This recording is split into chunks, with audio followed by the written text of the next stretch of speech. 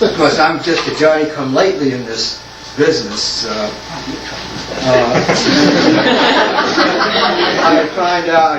have a little book here, which I came by when I was living in the French underground. And this says Paris, 1927. It's a copy of a French edition of Ramazzini's book.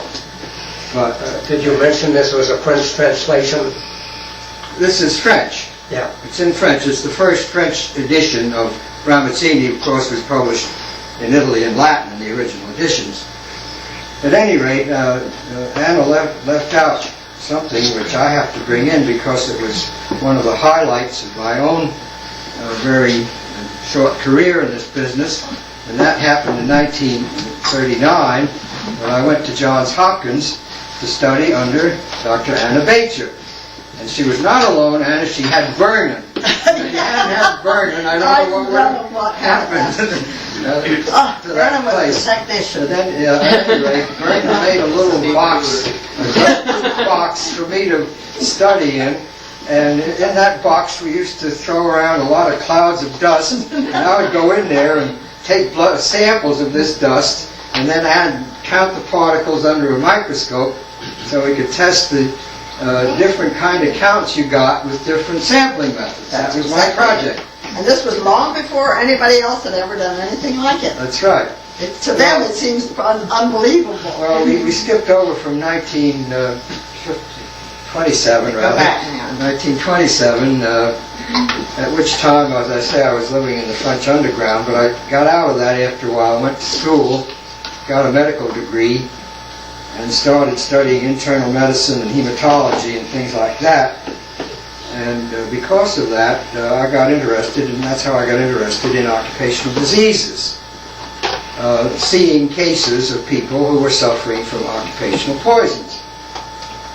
And so then I decided that this is what I really was going to do for a career, and so I finished my medical residency and then took a couple of years off from the practice of medicine to work in the New York State Department of Labor, the Division of Industrial Hygiene, which was one of the better ones, I guess, at the time, and one of the ones which antedated the opportunism of the Social Security money and also survived after with the withdrawal of it, but didn't survive OSHA because when OSHA came along, this very good service just completely disintegrated and no longer exists. So anyhow, I worked there a couple of years and got a good deal of experience doing a number of studies in various industries and becoming acquainted with the whole business. At that time, we were called industrial hygienists. I was a senior industrial hygiene physician.